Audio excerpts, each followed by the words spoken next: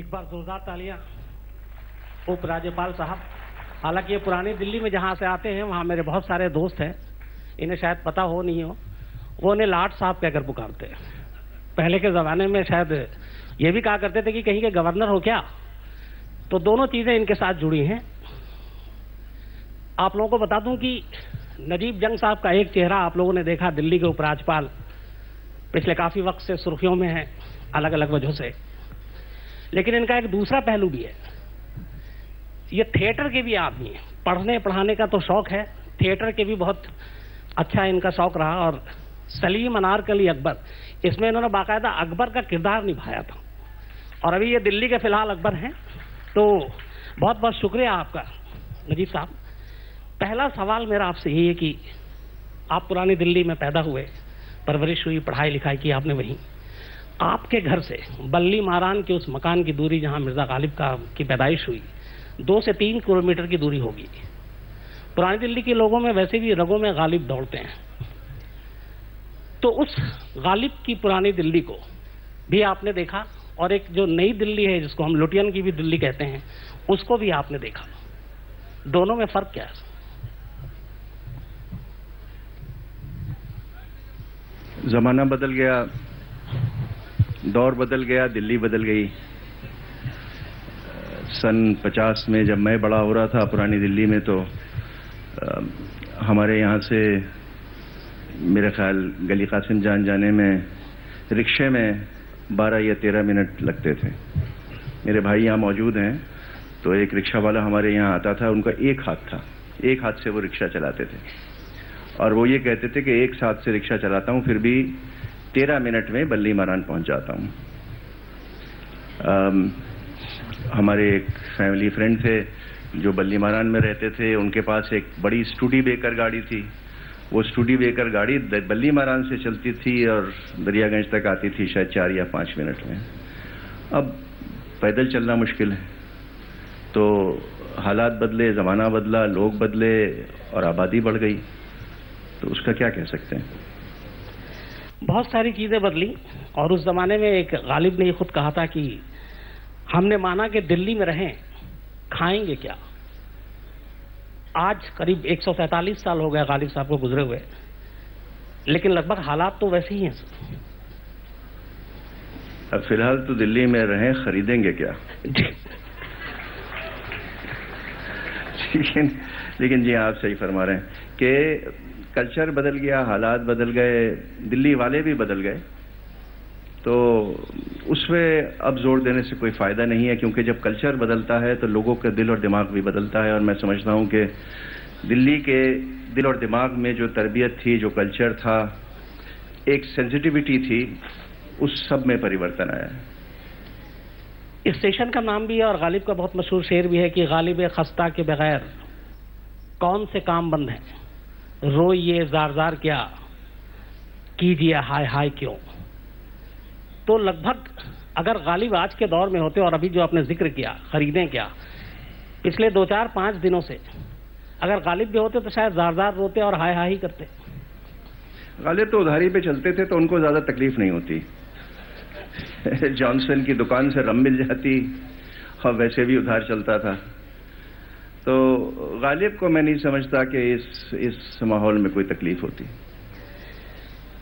गालिब साहब के बारे में एक चीज़ और है कि मीर तकी मीर हुए, अल्लामा इकबाल हुए, ज़ौक़ हुए, बहुत बड़े बड़े शायर हुए हिंदुस्तान में, लेकिन गालिब इतने मशहूर क्यों? अगर आप मुझे इजाज़त दें तो मैं गालिब के बारे में कुछ कहूं, सवालात कुछ कम हों तो फिर वो ज़्यादा मुनासिब होगा। बिल्कुल बिल्कुल। तो इजाज़त हो तो मैं वहाँ खड़े होकर कह सकता हूँ? बिल्कुल आप। Thank you.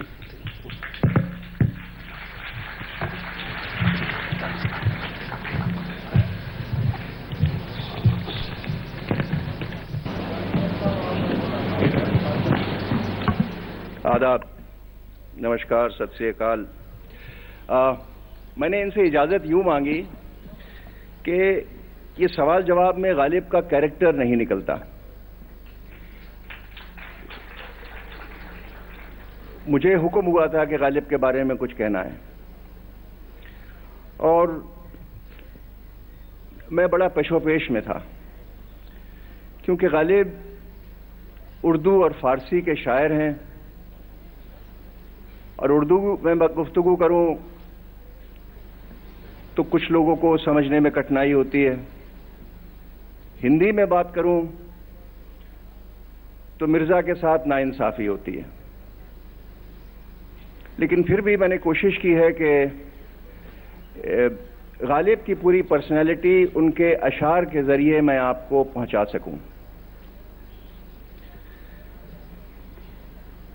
کئی سال پہلے، میرے خیال 30-35 سال قبل، کراچی میں ایک مشاعرہ ہوا تھا جہاں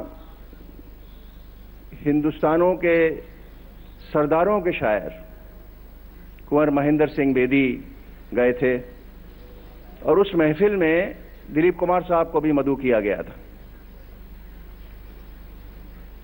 وہاں دلیپ کمار نے ایک شعر پڑھا تھا جو مجھے یاد ہے، اور میں وہ پڑھنا بس سنانا چاہتا ہوں، کیونکہ یہ جو کیفیت ہے جب غالب کا ہم ذکر کرتے ہیں، ایسی کچھ کیفیت ہم پہ ہے، اور وہ اس لیے کہ غالب کوئی معمولی انسان نہیں ہے۔ میرے جیسے لوگ جو غالب کو پڑھتے ہیں وہ ان کو ایک ولی مانتے ہیں، ہمارے رونگٹے کھڑے ہوتے ہیں جب ہم غالب کو پڑھتے ہیں۔ تو وہ شعر ہے کہ سکون دل کے لیے کچھ تو اہتمام کروں، سکون دل کے لیے کچھ تو اہتمام کروں، ذرا نظر تو ملے پھر انہیں سلام کروں، مجھے تو ہوش نہیں آپ مشورہ دیجئے، کہاں سے چھیڑوں فسانہ کہاں تمام کروں۔ غالب اردو شاعری کے سرتاج بادشاہ ہیں۔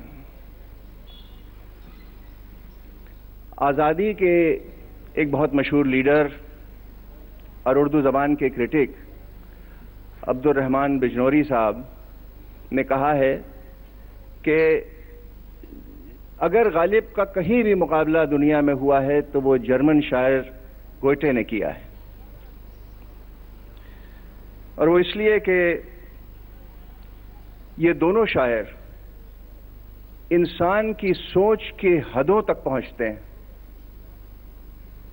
بہت لوگ شعر و شاعری کرتے ہیں، لیکن سوچ کا خاتمہ کہاں ہوتا ہے، اس کا انت کہاں ہوتا ہے، اس حد تک غالب پہنچتے ہیں۔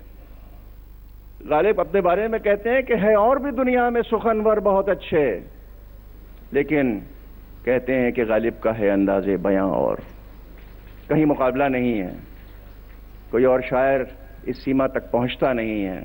اور اس لیے میں سمجھتا ہوں، اور میرے جیسے لوگ جو غالب کے عاشق ہیں اور شاید رات کو سو نہیں سکتے بنا غالب کو پڑھے ہوئے، وہ بڑا انسلٹڈ فیل کرتے ہیں جب لوگ غالب کو اور شاعروں سے مقابلہ ان کا کرنے کی کوشش کرتے ہیں۔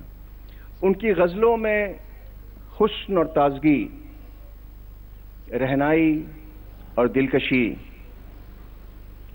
محبت کے نغمے وہ چھیڑتے ہیں، محبوب کی دل فریب اندازوں کو الگ الگ طریقے سے پیش کرنا جانتے ہیں۔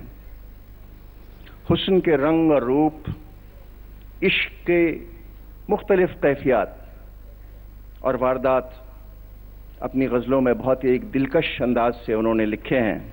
میں سنیے، عشق نے طبیعت سے زیست کا مزہ پایا، عشق نے طبیعت سے زیست کا مزہ پایا، درد کی دوا پائی درد بے دوا پایا، عشق پر زور نہیں ہے یہ آتش غالب، جو لگائے نہ لگے اور بجھائے نہ بنے، عاشقی صبر طلب اور تمنا بےتاب۔ یہ آپ سب نوجوانوں کے لیے، عاشقی صبر طلب اور تمنا بےتاب، دل کا کیا رنگ کروں خون جگر ہونے تک۔ اور یہ شعر مجھے بہت پسند ہے، تھوڑا سا ٹیکنیکل ہے، مشکل ہے۔ تیرے سرو قامت سے ایک قد آدم، قیامت کے فتنے کو کم دیکھتے ہیں۔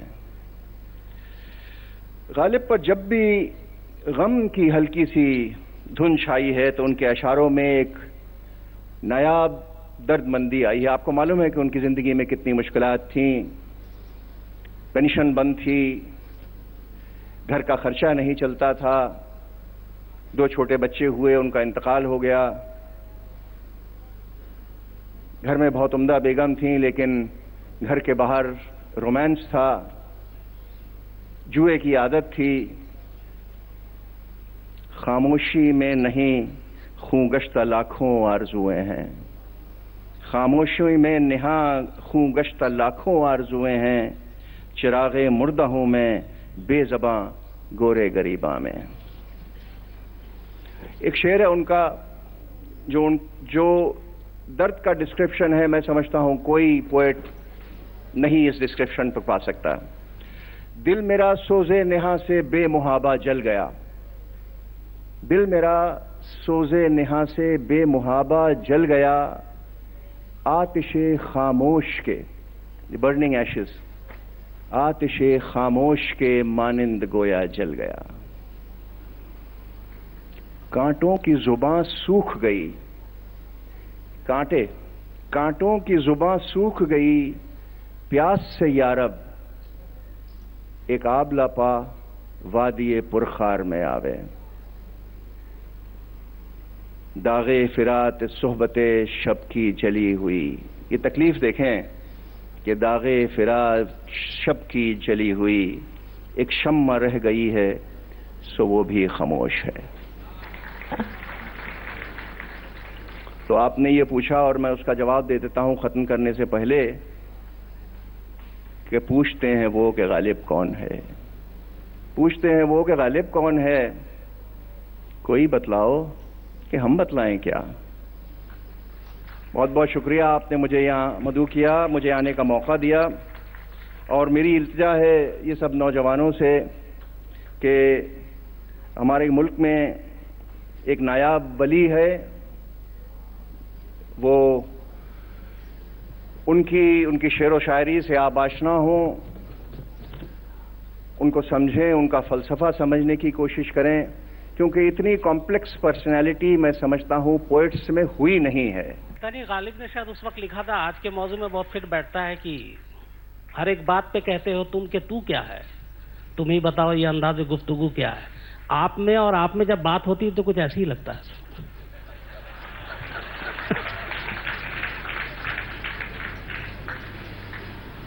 پوری سچائی نہیں ہے اس بات میں، کیونکہ جو اخباروں میں چھپتا ہے اور جو آفن سٹیٹمنٹس آپ لوگ پڑھتے ہیں کافی پبلک کنزمپشن کے لیے وہ ہوتا ہے، اور یہ ضروری نہیں ہے کہ اس میں پوری سچائی ہو۔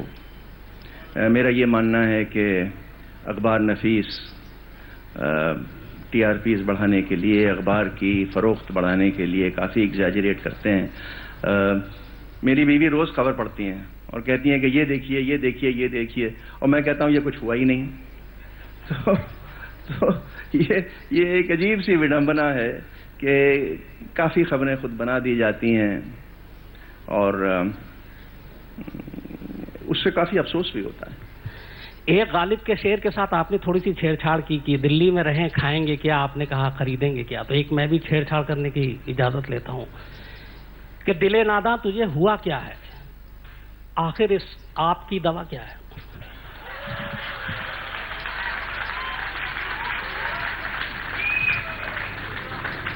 دوا تو بہت آسان ہے، آپ لوگ سب بیٹھے ہیں اور 2 سال میں پھر سے آپ کے سامنے آپ پیش ہوں گے۔ اب آپ کی مرضی ہے کہ آپ لوگ آپ کا کیا کریں گے۔ کبھی آپ کے سامنے اس طرح سے شعر کے ذریعے یہ حالات کو رکھا کسی نے، اور کبھی آپ نے کچھ شاعری کے ذریعے جواب دیے؟ ہاں، میں اروند کو بہت شعر و شاعری سے جواب دیتا ہوں۔ ذرا سنائیں کچھ۔ جی، یہ اجے میرے دوست یہاں بیٹھے ہیں، اور یہ تو مجھے بہت روکتے بھی ہیں کہ صاحب یہ شعر و شاعری آپ کر رہے ہیں شاید سمجھ بھی نہیں آئے گی، لیکن میں نے بہت ان کو لکھا ہے۔